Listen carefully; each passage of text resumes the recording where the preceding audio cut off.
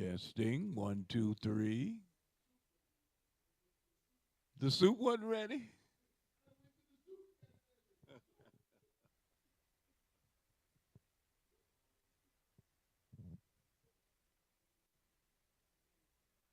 Oh my God, yeah. Absolutely. Absolutely. That is the blessing.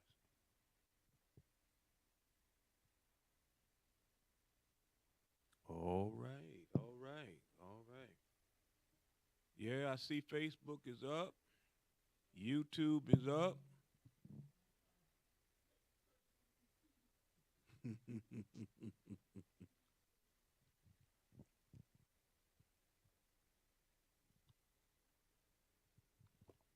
All right. Okay. There we go. I see myself now. We in there, man.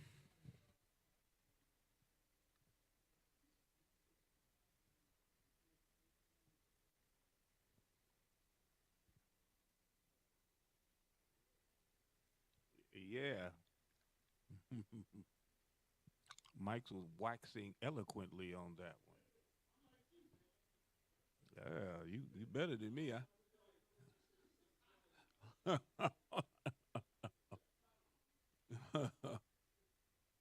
Oh Lord.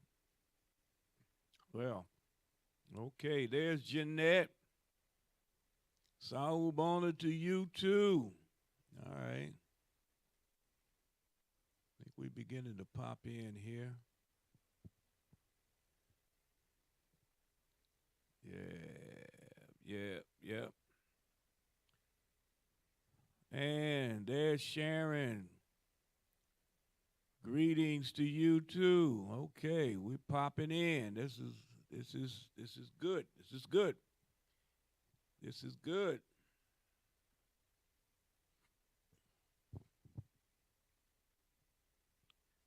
Yeah. Well, Mike Carson is in the house, so I see his name on here. There's Trish. Good evening, Trish. All right. Well, I think we can get started.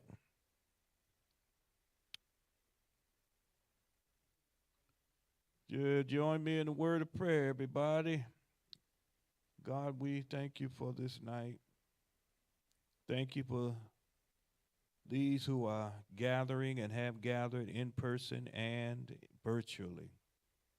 We ask, as always, for your divine presence to rest with us, abide with us, tarry with us, stay with us. For when your presence is near, we gain clarity, we gain understanding, we gain wisdom, which only comes from you. And so, God, we thank you in advance. In Jesus' name we pray. Amen. All right, so we have begun an examination of the what is called the Beatitudes. We find that, of course, in Matthew, the 5th chapter, Matthew 5.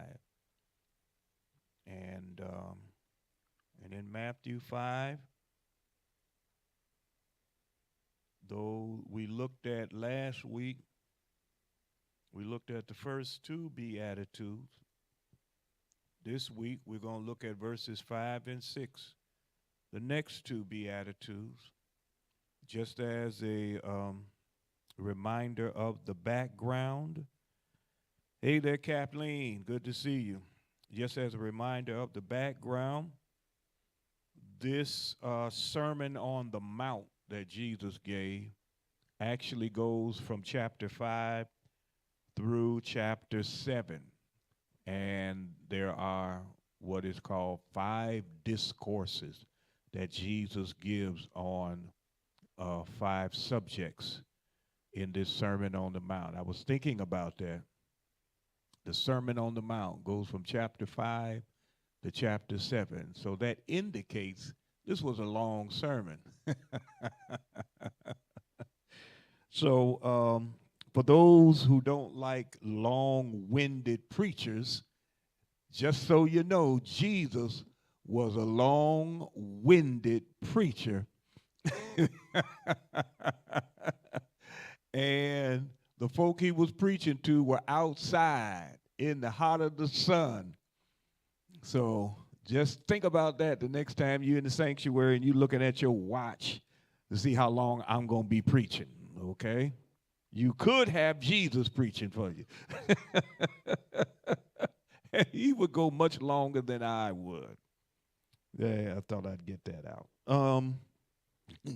The other thing about the Sermon on the Mount is this, that Jesus was talking to people who were under the foot of the Roman Empire and were being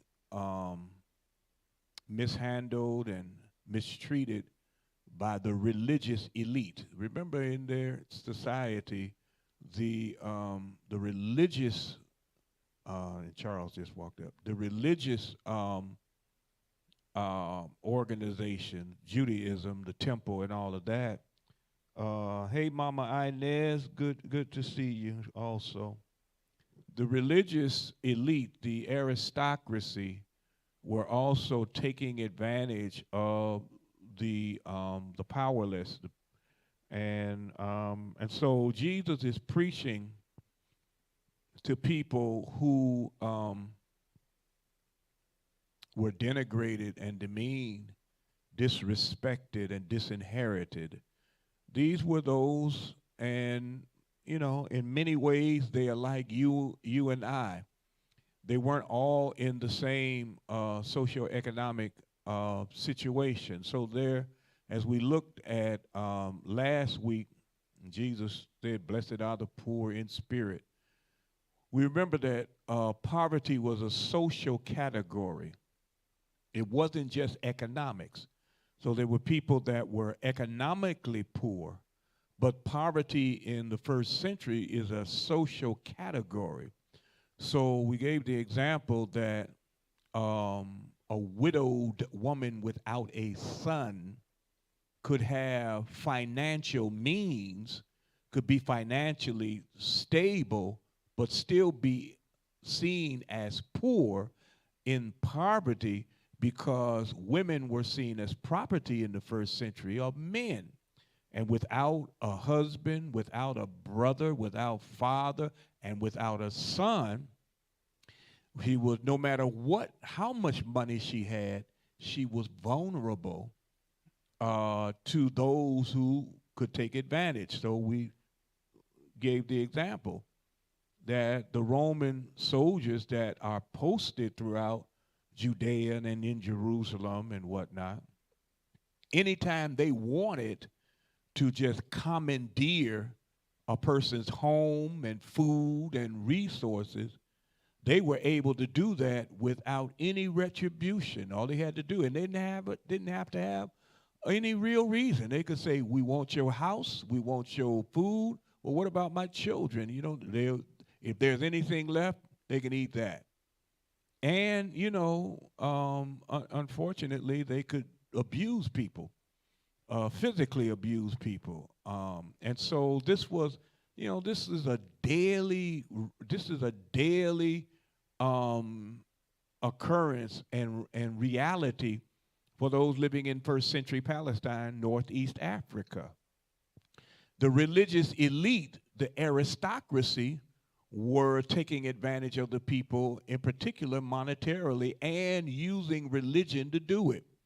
So they were using religion to put difficult responsibilities and rituals on people. So for just the common example is, Pharisees go up to Jesus one time and say, "How come your disciples don't wash their hands?" No, this wasn't a washing where you clean your hands before you eat. This was a ritual washing where you do this as a ritual, right? And they, the Pharisees saw them, they eating, and they say to Jesus, "How come your disciples don't wash their hands according to the ritual requirements of the law?" And Jesus said, "Get out of here."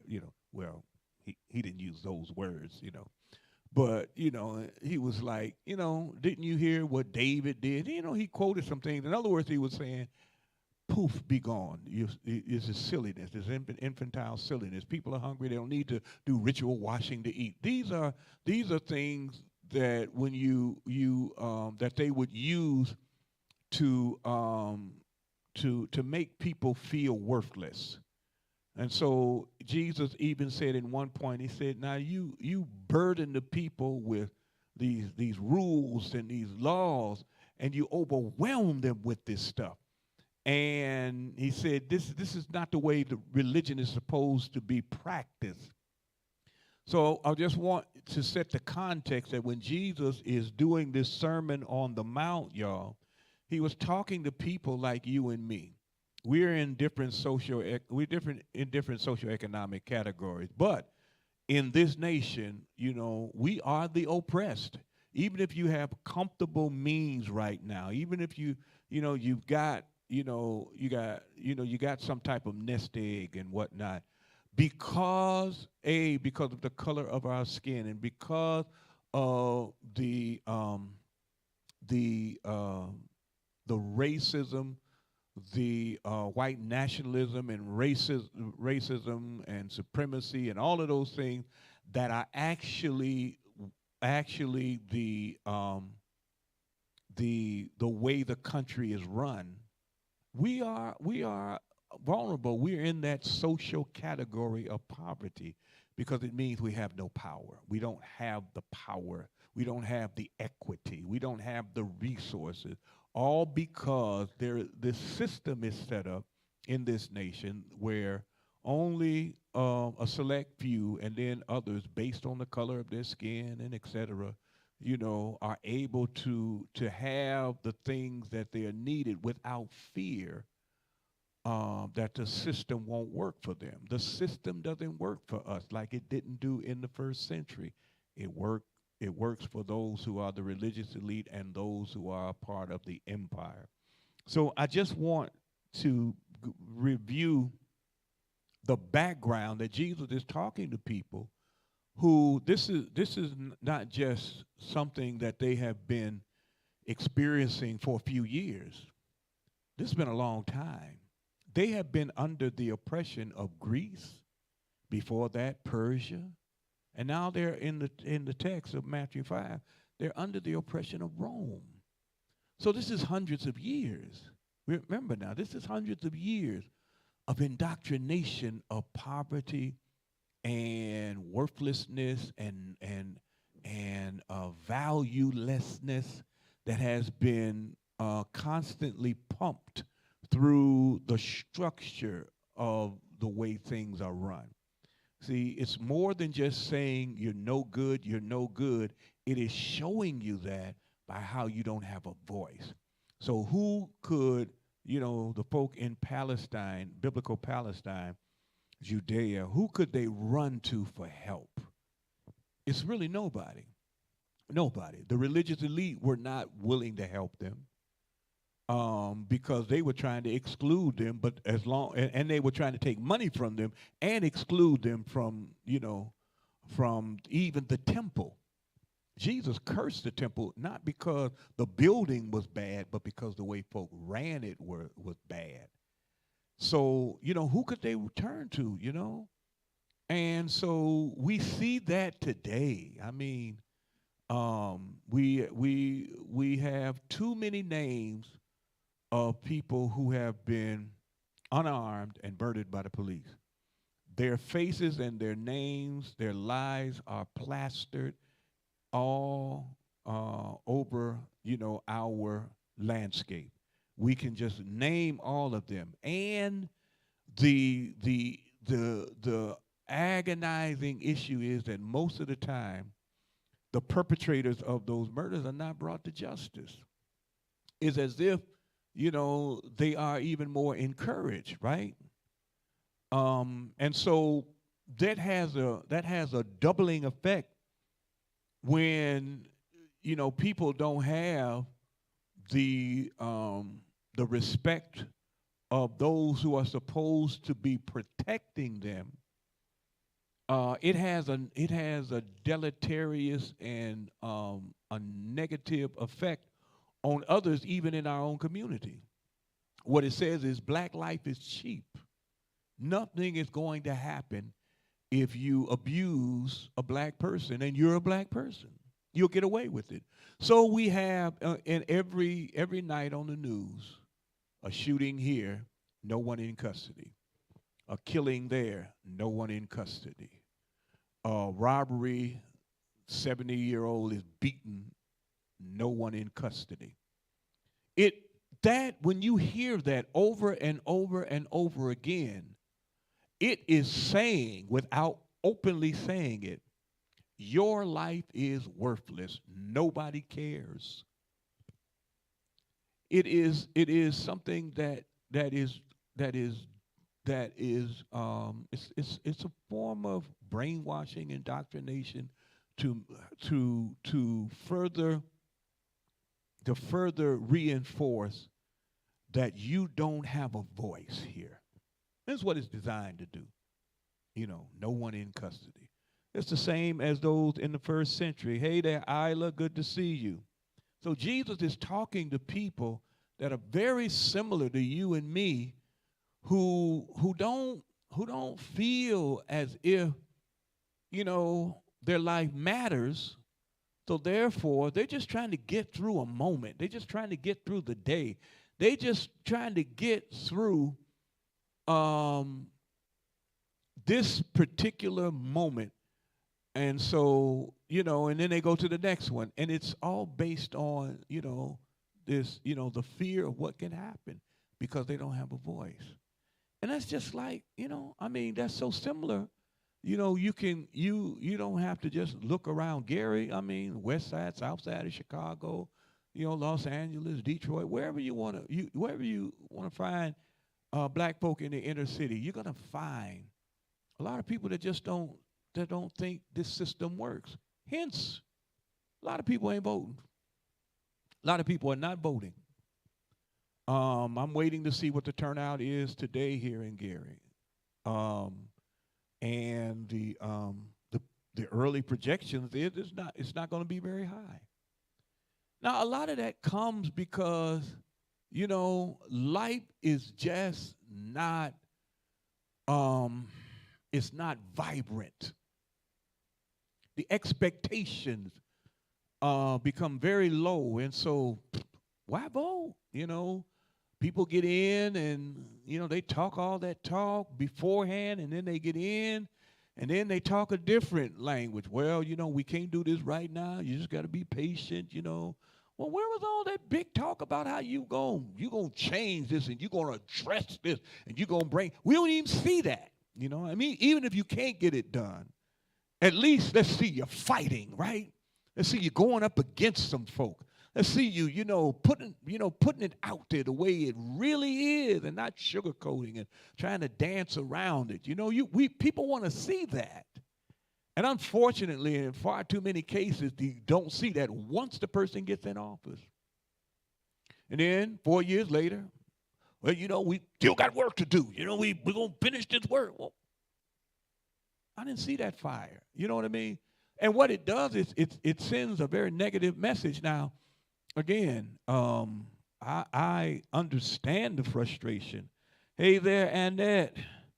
I understand the frustration. I get it. I feel it deep. But I also know, it's like, it's just like being, it's like being really, well, I don't want to, I'm hesitating because I don't want to get into what I'm going to get into too early. It's like needing, it's like needing shelter. So it's cold, rainy, and you need shelter. The shelters are not your ideal place you want to be. But the choice is this. Am I going to be out here in the rain and the cold, or I'm going to get this roof over my head? it is not what you really want, but it is better than what you got. And so voting is not the only tool, it is one tool.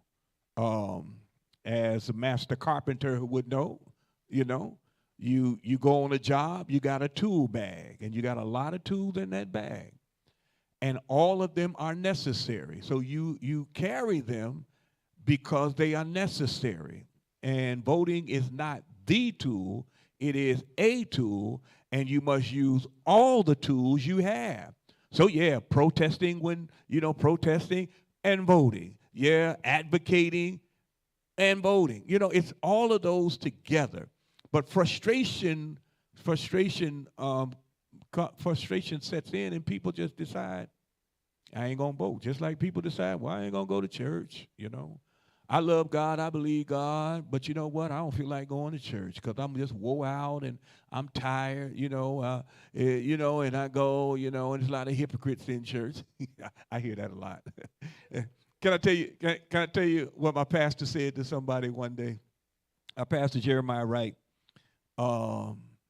he was going somewhere. I think he was taking his clothes to the cleaner in the neighborhood near the church, and somebody saw him. You Dr. Wright, you pastor? Yeah, I am. He said, yeah, man. I mean, you got a lot of folk in that church. He said, well, yeah, probably. He said, yeah, man, but Reverend, let me tell you, you got too many hypocrites in that church. That's what the guy said. He said, now that's what my problem. You got too many hypocrites in the church. Dr. Wright, got a little tick, so he said, yeah, well, come on, brother. One more hypocrite ain't gonna mess nothing up. I've been waiting to use that. I've been waiting to use it. Somebody gonna give me an opportunity to use it, because, I hear that. Hypocrites in the church, and I hear folk. They won't. What I'm saying is this: that frustration, disappointment, not being where you think you should be in life, not being valued, has an effect on people in the context of poverty, and the things that you can do to begin to the process of getting to the place of better, we begin to lose because they seem too slow. They don't seem like they're actuating into some real change. Because you also, in frustration, you get impatient. I want what I want now. You get very impatient. And so, which is why the lottery, it takes so many, and the casino, these things take people's money so liberally because people want to give it, because they think I can hit the number and it'll change right then. When in reality, it is more detrimental, in many ways than other things that will help. But the panacea, the fool's gold that you can do this, because again, when you're beat down and you lived among people that are beat down, it's frustrating. Jesus is talking to people in this context, y'all. And in talking to people in this context, this is what he says to them. Because knowing their condition, knowing the feelings that they're having, they gravitated to him because the fact that the religious elite hated him. He was clearly not a part of the religious elite. And he was certainly not a part of Rome. And so the people gravitated because, first of all, the people that were abusing them hated him. And when they saw that, they recognized something must be good about this guy, right? And so they gravitated in large crowds to hear him talk, okay? Which is, which is somewhat of a barometer of folk. When folk are real cozy with folk that have created policies that have taken advantage of people, and then other people that are supposed to be for you are really cozy with them. See, there's an issue here, you know? And this, again, that's another problem of politics that, it's the art of compromise, right? But there's too much of the compromise. So, and the other part is, trying to get reelected. So they liked who Jesus was because the religious elite and Rome didn't like him. Okay? That said to them,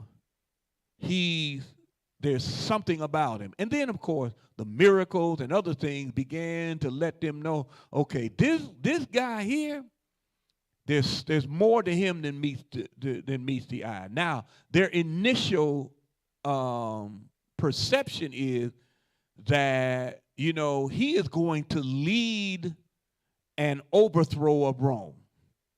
That was the initial, thing that they felt, that he is going to lead an insurrection, a violent military insurrection to overthrow Rome. Now, later on in his ministry, people began to fall off because that wasn't what he was doing. What he was first doing was transforming them from the inside. Because again, when people have been beat down and served, as Zora Neale Hurston says, she says, I've eaten in sorrow's kitchen and I've licked out all of the pots. In other words, when people have experienced this type of denigration and disappointment and degradation and disinvestment and disinheritance and disallow, when people have gone through that, I've told you, we talked about last week, the neural pathways that we tell ourselves that form these ruts in our brain, and the brain loves those things, not because they're ruts, but because they are consistent. When we consistently tell ourselves that we ain't going to be amount to much and stuff like that, and that when we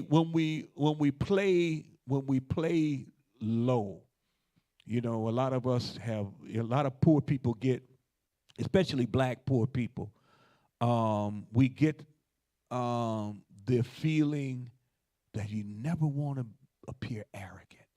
You never want to appear to be too confident. The reason is, coming through chattel slavery and the black codes and Jim and Jane Crow,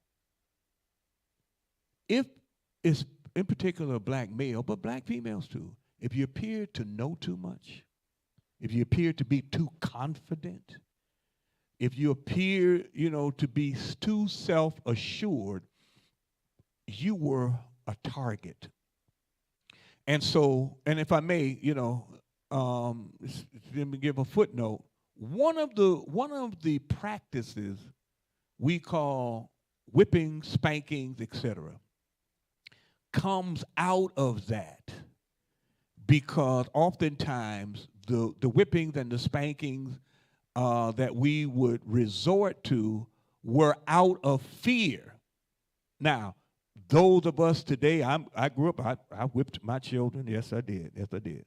I don't whip my grandchildren, but I whipped the children, But, we today think it is just a part of the rearing process.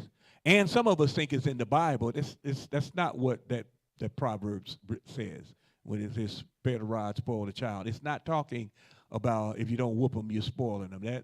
It's a different context. I don't have time to get into it. I know somebody wants to say, well, wait a minute, Rev, blah, blah, blah. No, just holy horses. It's not what it's saying. Remember, it's translated from another language into English.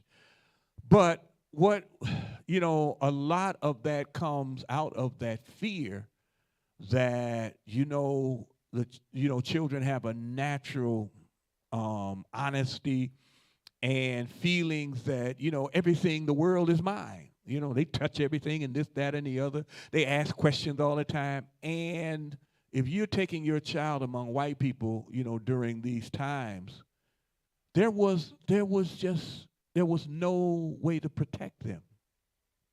And so you whipped them to kind of get them to submit and surrender and be subservient to some extent to save their lives, right? In my own family, my maternal grandparents are from Chattanooga, Tennessee, but my grandfather, who worked on the railroad, dining car, one of the porters, he worked on the railroad, but he had a tailoring business in Huntsville, Alabama, where my oldest son is now. He had a tailoring business, and two of my uncles one day did not get off the sidewalk when some white people were approaching. And the white folk were incensed.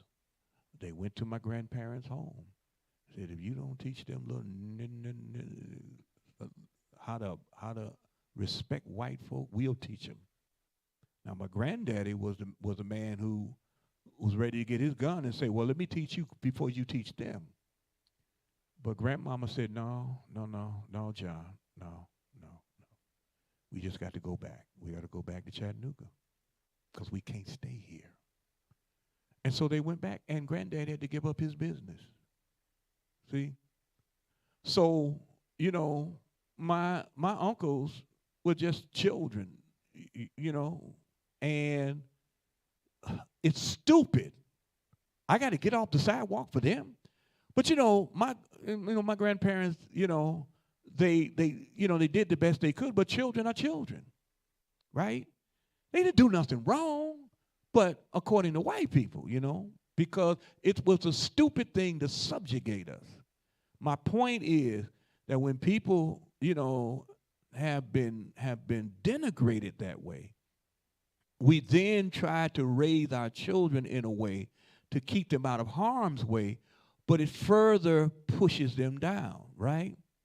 So, so these are the people that Jesus is talking to. Jesus is talking to people who have been beat down. And this has been in their families for generations, right? And so first thing he does is try to help them see, regardless of what the society that you're living in says about you, regardless of what the oppressors think about you, regardless of what others in your own social category feel about you, you are beloved. The title of Toni Morrison's book, I think it came out in like 1986 or 87. You ever notice the title is not Dear Beloved, like you would in a letter. It's just beloved. Break the word down. Be loved. Be loved. It's a beatitude. It is a horrible story about people who were not loved, who were not cherished, who were not appreciated, who were not valued. It's talking about our people, and the mother in it, yes, drowned her daughter because she didn't want her child to experience chattel slavery. And it seems to her that child came back as beloved, right? So it's a beatitude. And remember, in the book, there's baby Suggs, who in the chattel slavery days, black folk would sneak off, around midnight and have worship in the clearing. They would turn over pots, right? Because the pots would drown the sound, right? They're in the clearing late at night, and they're having worship the way they want to have worship. And baby Suggs, she preaches a sermon that's powerful. She says, love your hands, because over there, they want to chop your hands off. She says, love your neck. It's beautiful, because yonder over there, they want to hang you by your neck. She says, love your heart, because your heart is the center. And so she goes through this. I mean, she says men start laughing and women start crying. And then she said women start laughing and men start crying and children start dancing. And she went through these emotions that people have because all of those emotions are so valuable. And that's when she says, love yourself. Be loved. And Jesus is saying before Toni Morrison, be loved, you are blessed. And so we talked last week that blessed is an honorific language. It means you're honored, you're worthy of honor. Jesus is instilling in them this self-importance and that you have a divine destiny. You have a purpose. You are here because God wanted you here, because God values you, and God sees in you the transformation of an entire community through you. And so Jesus goes through what we call these Beatitudes to put some foundation, to put, some strength in people so that when you're changed from the inside, then you can change the outside, and God can be confident that you will then handle what you have changed in a way that honors God, right? Because when you are dealing with dysfunction and societal straitjackets and limitations and things based on the color of your skin and where you grew up, your zip code. In our time, your zip code determined your life expectancy, right? Because people already know there are no resources in this community. So therefore, the life expectancy of people is here. Now, that is something that is planned. Right? So Jesus is saying, you right now are not ready to change the community. Because what you want right now is momentary experiences of goodness. In other words, it's just like playing the lottery. I want this money now. I want to be able to have the money, and I want to be able to spend it without thinking about saving it. Because I don't get a chance to do that. I don't have it. I don't make enough. I always have more month than money. Right? That's the existence of the majority of us. And so what happens then when something befalls you, yeah, you inherit, you didn't know you had somebody in your family, that had some money stacked up. And so all of a sudden they pass away, and then you get a big chunk of money, $50,000, $100,000. And the first thing, I want to buy all the things that I couldn't get for the last 30 years of my life. It's understandable because there's this big void within us. And so Jesus says, I gotta get you to transform from the inside so you know your worth. These MAGA and this Republican Party that's a Trump party now, they count on you and I not knowing the value of our vote. They count on it. They depend on it. In fact, they will put either persons or on social media, they'll put stuff out. You don't know who's on social media. They'll put stuff out. Yeah, voting ain't gonna do nothing. Them Democrats, this or that. They'll have people, like Bill Maher, idiots like that, and others, whether it's Killer Mike or whoever. These folk that want to act like they are intelligent. First of all, you're not a journalist, and second of all, you're not a historian. And third of all, you don't know what you're talking about. But again, they count on that. They count on you not knowing your value. It was the same in the first century, just like it's the same now. So Jesus is talking to the folk, and Jesus is trying to help them see by saying and treating them in a way that they have not been talked to and treated before. He says, blessed. You know? Not because he's trying to make it up and make them feel good. You are blessed. So, you know, when you hear me say, hey, you are gorgeous, sister. Hey, brother, man, you look good. I'm not just trying to, patronize you and all that. You are. I want you to know that.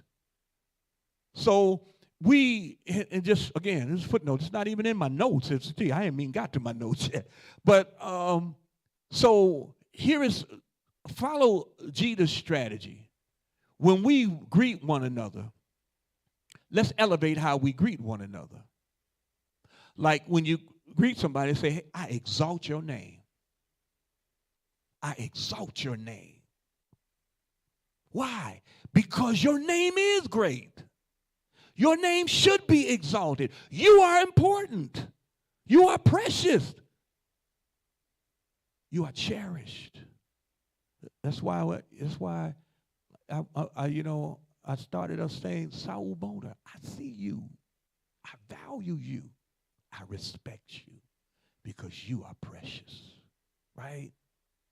We begin to change how we interact with one another. You know, even folk you don't like, hey, I exalt your name because, again, people can make mistakes, but you are not a mistake, right? And so this is Jesus' strategy.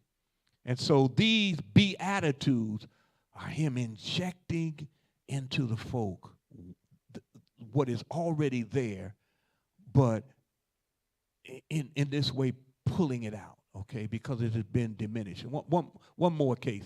So education, the word education, Dr. John Kinney taught us, education, the word comes from the root Latin educere. Educere. What educere means, it does not mean that you're putting something in a child. It means you're pulling it out because it's already there.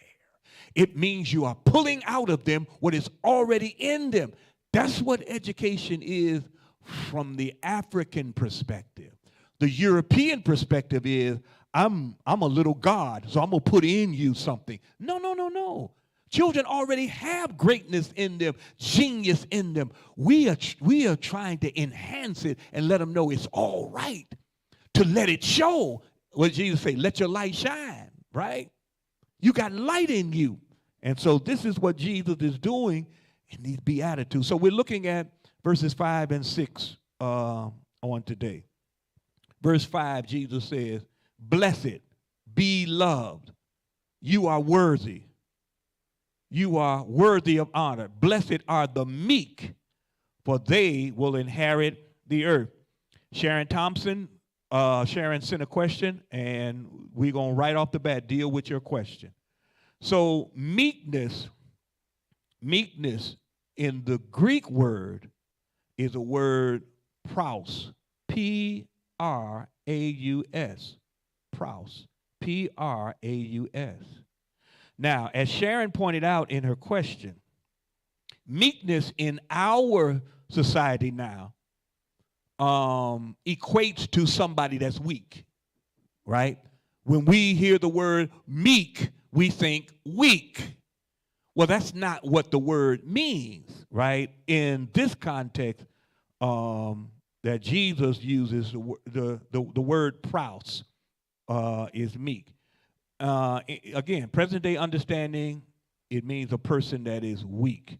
A person in this 21st century understanding, a person that is indecisive, a person that lacks moral or physical strength, a fearful person, a person of low self-esteem. That's what we have conjured in our minds what meek is.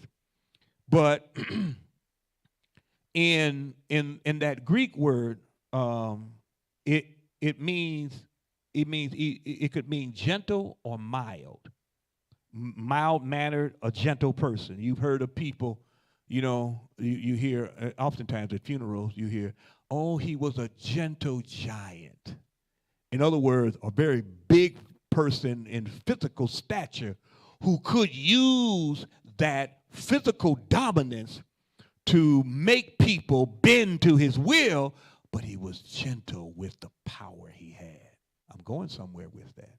That's what this word actually means. It is the person who only gets angry at the right time and for the right reason. Meekness is the person who does not get angry as a result of wounded pride. The meek person here places the control of their emotions under God's complete control. They don't allow other people or circumstances to disturb their peace. So meek in this sense that Jesus is saying is a person that is gentle with the power they have, with the influence they have, with the strength they have. In other words, they want to show kindness and compassion to people, and they are not weak people, okay? So in the daily Bible study series, William Barclay defines this meekness as, blessed is the person who is always angry at the right time and never angry at the wrong time, because their emotions and impulses and passions are under God's complete control. Okay? So just to give you an example, Moses in Numbers 12, verse 3, is identified as meek. Jesus in Matthew 12, verses 15 to 21, is identified as meek. These were not weak persons here, right? This meekness, again, never angry at the wrong time, always angry at the right time. It doesn't mean that the meek person doesn't get angry. It means they don't get angry at the wrong time. So when did Jesus ever get angry? And when you look at the scriptures, Jesus got angry when either the Pharisees or the religious elite were bullying and disrespecting people who were powerless. When Jesus got angry and he let it go, and I've told y'all before that oftentimes the translators of the original languages in what we call our Bibles, whether it is the NIV or the King James, the New King James, and so forth, they water Jesus' anger down. I'll be honest with you. They water it down. Because for them, again, they're coming from another perspective, European perspective. Most of them, are out of the European, category, and they water it down because to have an angry Jesus was a little difficult for them. That's why you see all those pictures of Jesus looking like he was, and all that, looking like he wouldn't hurt a fly. But you see, there were several times where, and Dr. Obi Hendricks has exegeted this extremely well, but there are a number of times where Jesus saw folk being abused, and it literally says, he began to get so angry, he snorted like a horse pawing, and is mad, and that horse is trying to get out. And it was literally, Jesus was so angry. He got angry when he saw the people who were helpless like a sheep without, like sheep without a shepherd. He got angry at the reason why, because people were being hurt. And when you read Matthew 25, he lets it go. You ain't nothing but he talked to the Pharisees, you ain't nothing but a whitewashed tomb. You are dead. You are this and that. He goes off on them. He tells them, he says, our father was Abraham. He says, your daddy is the devil. He gets wildly, right? But it was at the right time. Why? Because they were taking advantage of poor people. A meek person only gets angry at the right time and never gets angry at the wrong time.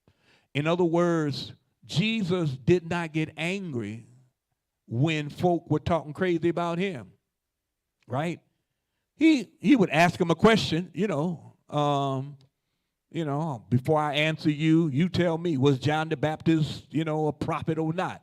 And then when they can't answer, you say, okay, now go on about your way. In other words, he had his wit about him so that when folk were coming at him, he said, yeah, give me, I want all the smoke you got. But he wouldn't waste his anger on infantile silliness. He would use his wit, to tangle them up, right? And so, or he would tell a story, what is the greatest commandment? And he tells a story, and all that type of stuff. But when people were abused, when people were being taken advantage of, he got incensed, y'all. And so some of us wouldn't recognize that Jesus, because we've been indoctrinated with a view of Jesus, that is a Jesus, that doesn't have a spine. Well, Jesus had a strong spine. So that's what, this word, when Jesus says, blessed are the meek, those who never get angry at the wrong time, but always get angry at the right time because their emotions and all of that and impulses are under God's control.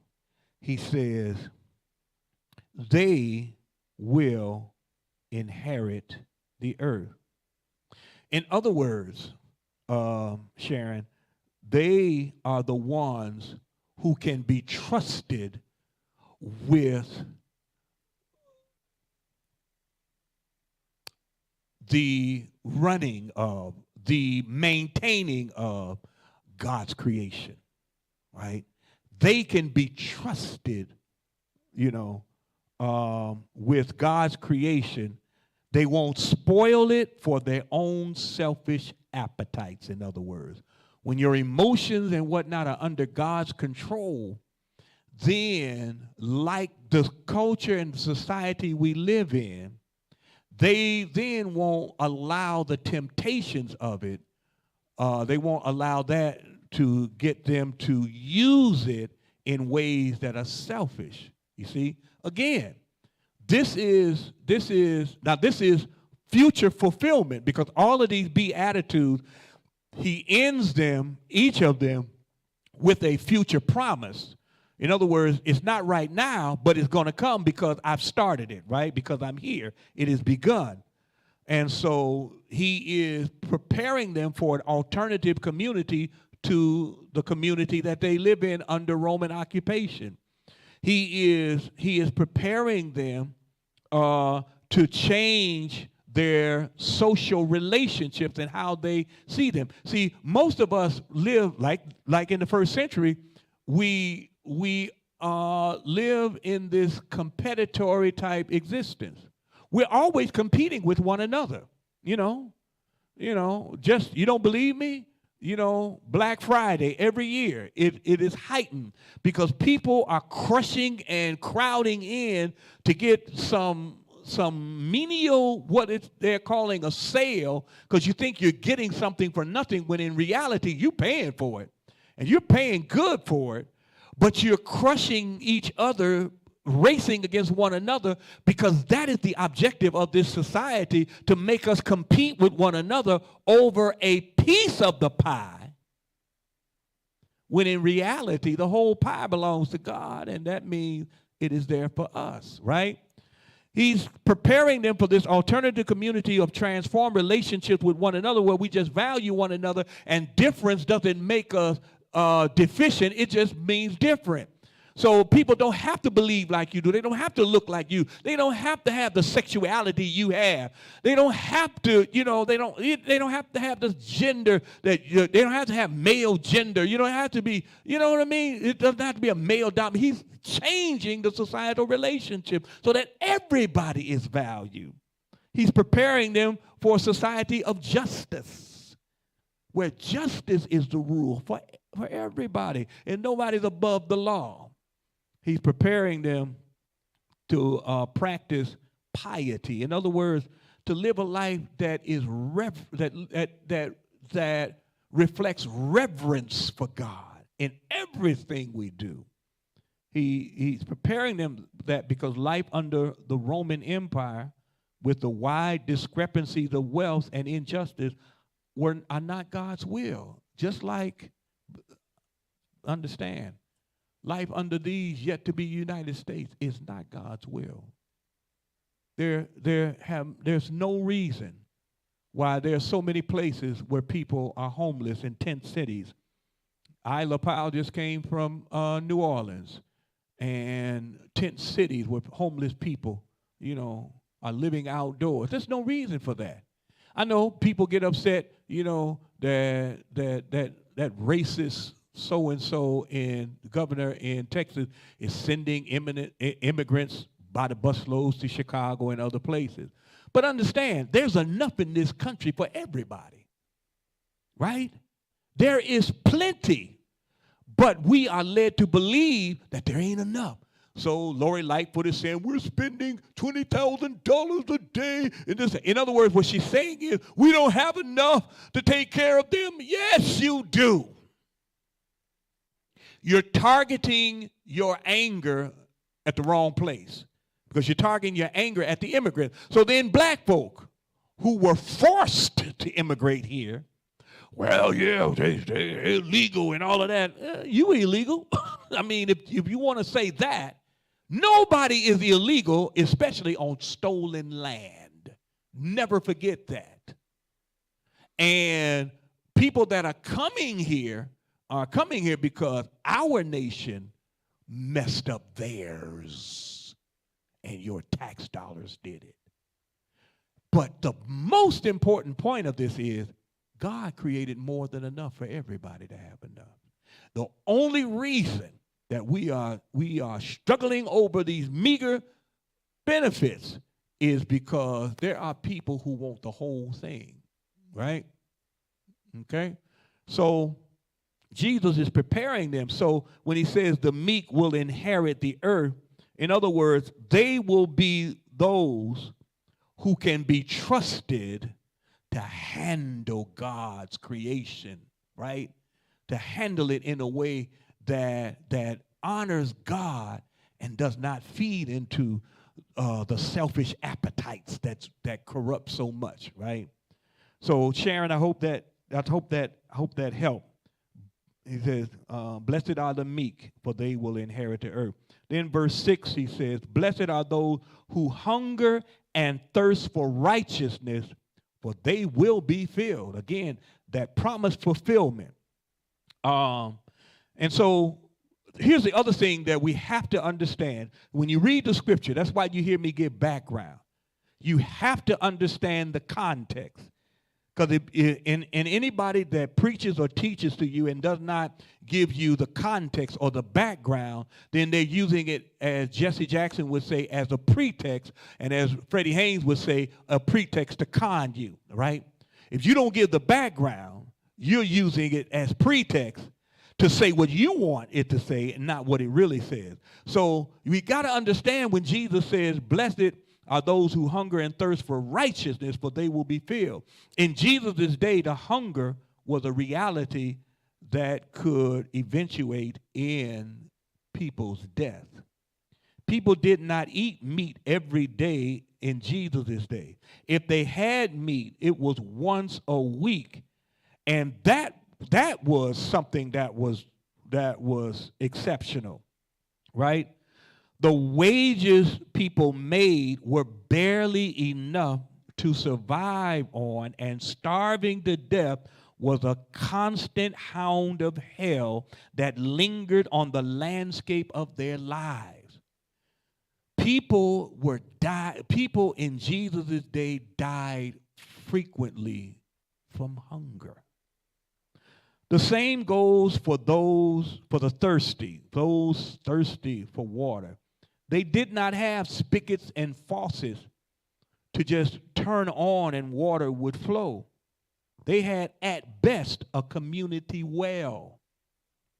That if the well ran dry, the dust and dirt and wind blowing in your face would cause you to suffocate, and you could die of thirst, because water wasn't, water was not available like it is today. It just was not. I mean, you could live by, if you live by a river. That's why societies always follow the path of rivers. That's why people nowadays want to live by the lakefront, because the lakefront is seen as fertile ground. It is a historic thing. People on the continent of Africa follow the Nile from Central Africa up to the north. This is just a footnote so y'all understand that the empires of what we presently call Ethiopia, but those empires were older than the Egyptian empire. The Egyptian empire are the grandchildren of them. But life flowed up the Nile, and the Nile flows from south to north, not from north to south. So people follow the river, right? And that's in just about every society. Where that water's flowing, there's life. You can plant gardens because the water is there. You can bathe, the water is there. You can drink and have nourishment because the water is there. But what about when you live in the central areas and you're not close to the water? What about when the water is polluted? It's undrinkable. It's desperation. So people in Jesus' day were dealing with the reality that hunger and thirst killed so many people. Most of us today do not know hunger and thirst like that. We say, it's funny, Janice and I could go grocery shopping and get back home after grocery shopping and say, I'm hungry. What we going to eat? And then we just went grocery shopping, so we go out order something, right? Because we're not really hungry, We're not. We say, when we say we're hungry, we get up, and you go to work. You may have to rush out to work, right? And so you didn't get no breakfast or whatever. And somewhere around midday, you say, whoo, I don't know how I'm going to make it through the day. I'm hungry. You ain't hungry. You're used to eating, and so that muscle memory of eating has triggered your mind to say, hey, you ain't picked nothing up and put it in your mouth yet. You ain't hungry. You ain't hungry. And you're not, we say we're thirsty, and so, we go get a beer or some pop or something, You're not really thirsty. You're used to the muscle memory of drinking something. Well, these folk in the first century couldn't do that.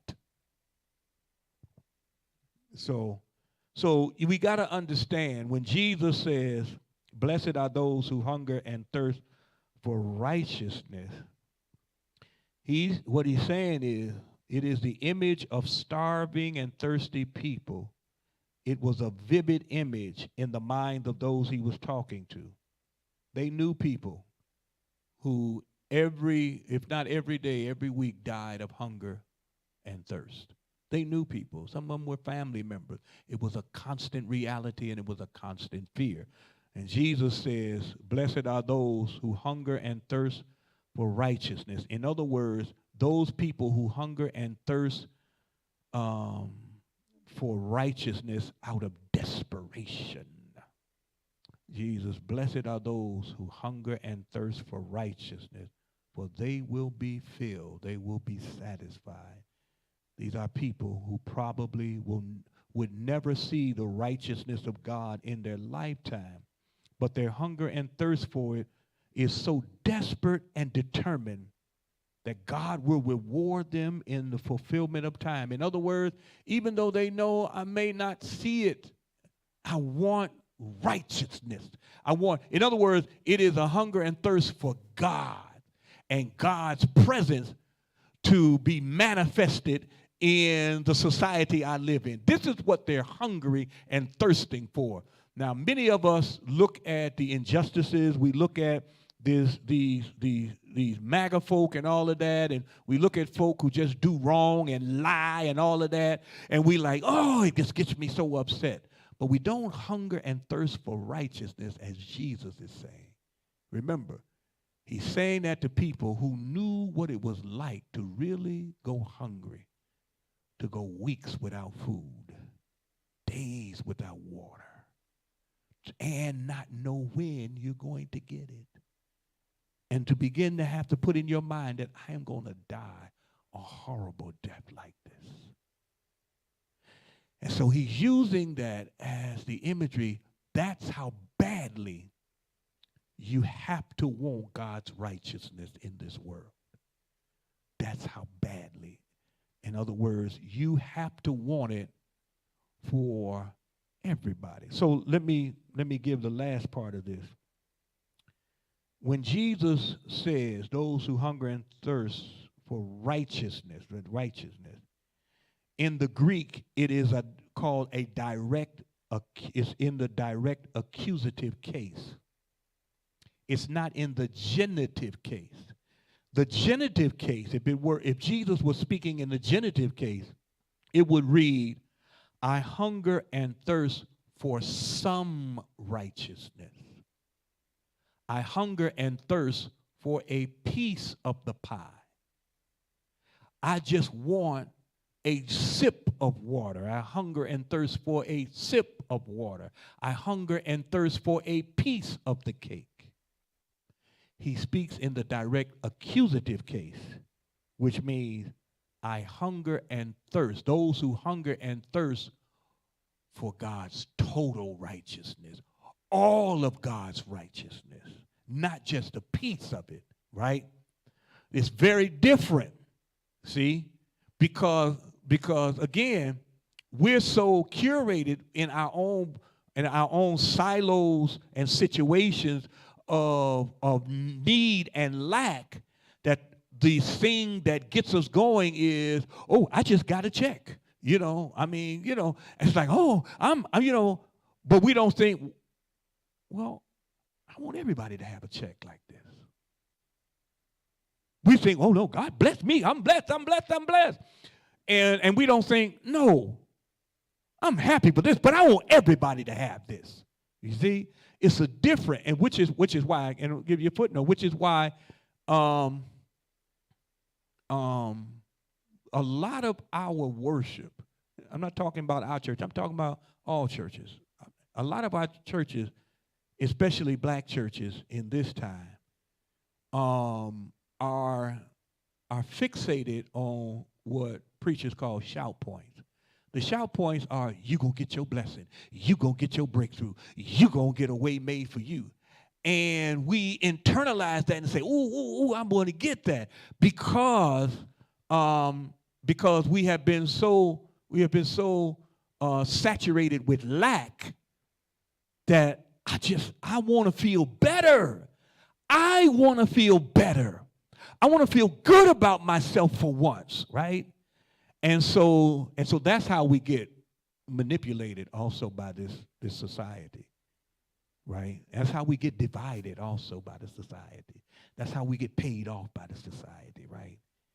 And so when the sermon or the teaching is about us as a community, doesn't get a whole lot of response because I'm not feeling it personally that I'm going to get something out of this, right? Jesus was not talking to individuals. He was not looking at Peter and saying, Peter, blessed are those who thirst and hunger for righteousness, blah, blah. He was saying it to everybody. In other words, he's saying all of us, here's the biblical language, got to be on one accord, right? Because, again, he's preparing for the alternative community. It does mean, yeah, something good is coming my way, but it's coming my way and our way. And I'm happy. I'm extremely happy that it's coming our way, right? So that's, that is these two. We're going to do the next two on next week.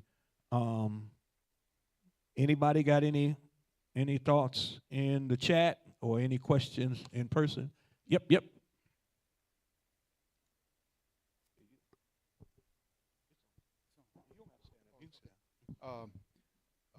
My thoughts were, my thoughts are that this is a really good lesson here.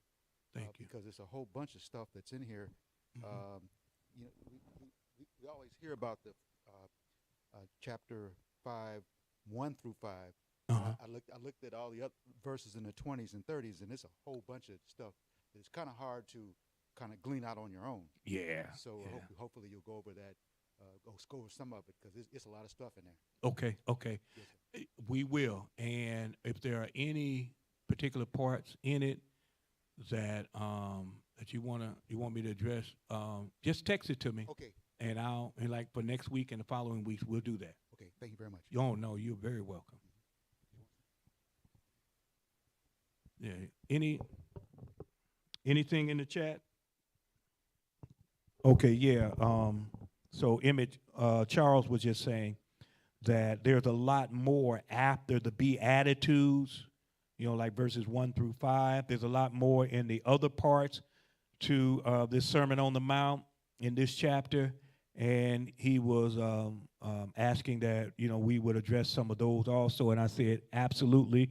And if there are any particular aspects, any particular aspects of, chapter 5, whether it's beginning or end or middle, just text it to me so, I have time to prepare. And we certainly will go over it. Any other thoughts, anything? Anybody in the chat? Anybody got any questions or observations? Yeah. If not, again, look at the next two Beatitudes for next week. And again, if you have questions when you look at it, do like Sharon did and just text it to me, and we will address it. Again, these, this is about transforming your life. So, if the Crusader puts my article in for this week, it's on transformation. Trish says, when you spoke about water, immediately, she said, thought about the woman carrying a baby. The baby is surrounded by water. Absolutely. That's a good point. That's a good point. Thank you, Trish. Yeah, babies. I mean, we are, over 80% water. Our bodies are over, which is why we're supposed to drink a lot of water. And we're birthed from water, right? And the necessity of water is no joke. We got to have it. And which is why, why do we pay so much for water? It's free. We pay because the company says, well, we're trying to get it to you and to put these pipes together and all that type of stuff. That's bull. Yeah, that's foolishness. Because you're getting rich off of something that is free, right? You're charging, you're making wealth for people who, so think about these utility companies. How'd they start? Somebody gave them this, right? It's just like the networks, 2, 5, 7, and 9. I heard Reverend Jesse Jackson Sr. talk about this years ago. He said when they were opening up the networks, these networks were given to rich white men. It was nothing that somebody created and it was a community. No, they were given to rich white men to make a lot of money. The same way with you have utility companies. We're paying for stuff that is free. God gave it. Okay? And so thank you, Trish, for that. Thank you. Thank you. We're paying for stuff that has been orchestrated so that a few people will make money. So electricity, water, all of those things. God created this stuff. There's more than enough. And yeah, you got to channel it so that you can then use it in your house and all that type of stuff. But you ain't got no business paying what we pay for it. Certainly not. I mean, if we're going to pay something, it ought to be a nominal fee at best. But, they want to claim, well, people, the linemen and this or that and that. Well, we live in a society of sufficiency. God has created enough. It's just a few people that want to control it so they can make money. So therefore, again, we can get into, this later. But yeah, it is a racket. And so if they put my article in the Crusader this week, it's on transformation. Dr. Daniel Black said something. He was talking to Dr. Greg Carr about a week ago. And he said there's a difference between change and transformation. See, Jesus is not just trying to change people. Yeah. He's trying to transform them. Because to change means, okay, I don't like this top. I'm going to get another top and change it. Well, I'm still the same person, right? It's like somebody is not happy with they're not being fulfilled on their job, so they decide to get another job. Well, you haven't addressed why you're not feeling fulfilled and what it's got to do with you. Or somebody, who's kind of, feeling some type of way about their marriage.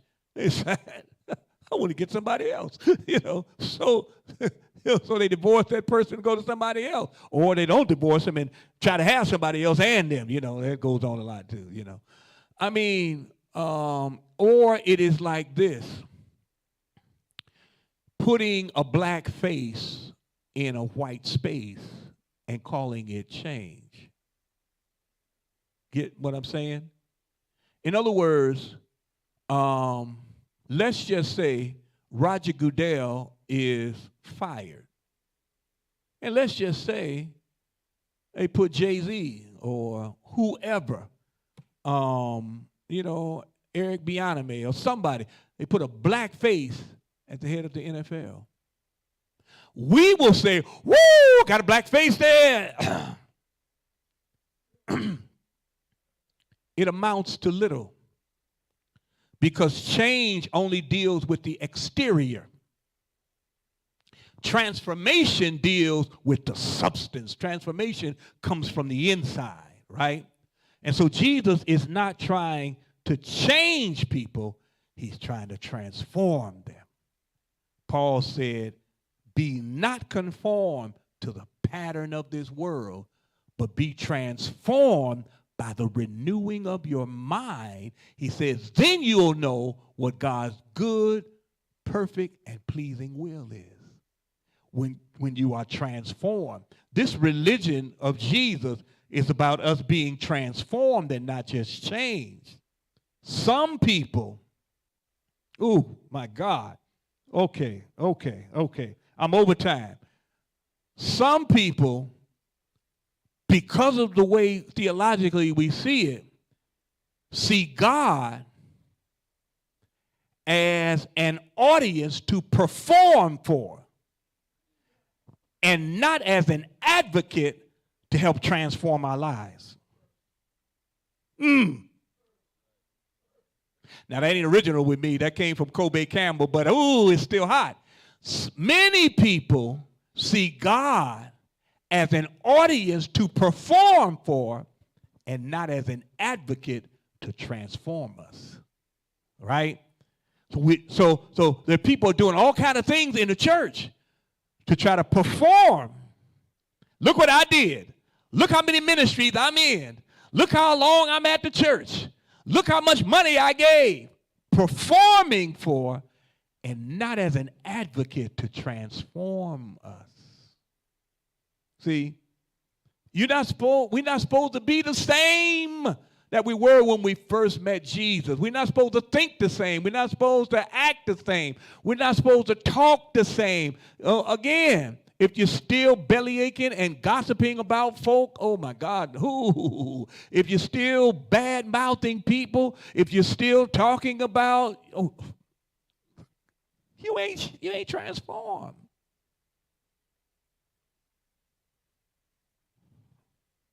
So, that's part of my article that'll be out. But again, it goes to what we're doing now. Jesus is about transforming you and me. Some of us don't want to be transformed, okay? And if I may say, I'm getting ahead of myself. In Acts, the 5th chapter, the new community has formed. Nobody has a need because everybody is sharing the resources. And so everybody has enough of what they need.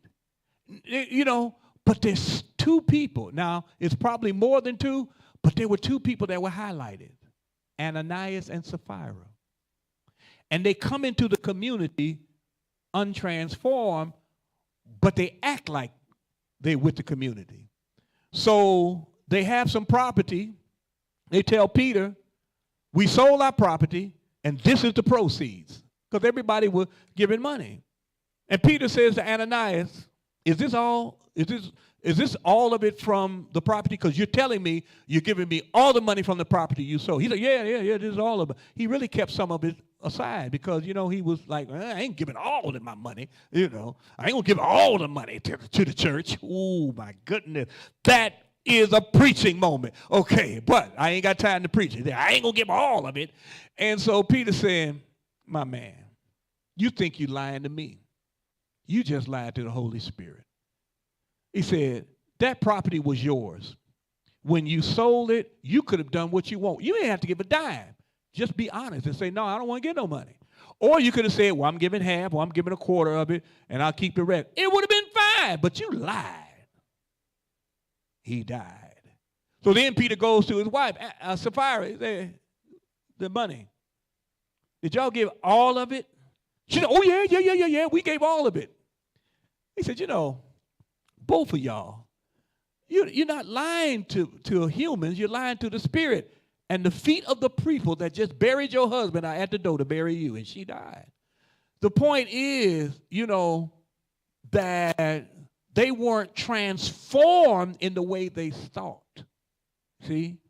They were still under the Roman way of seeing things, and it is competition.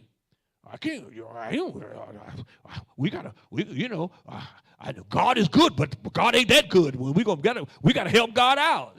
That's the way we think as oppressed people. So please, again, some people see God as an audience to perform for, rather than as an advocate to transform us. Oh. The next two Beatitudes on next week. Thank you all. And we're going to have a word of closing prayer. Thank you for your presence. Dear God, we thank you for being here as always.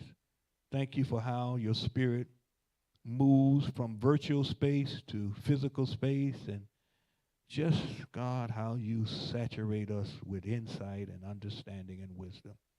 Now bless us in the balance of this night with your peace that passes all understanding. Bless us to have a good night's rest and not just sleep.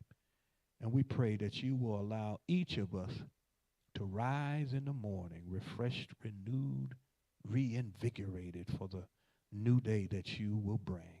In the name of Jesus Christ we pray. Amen. All right, God bless y'all.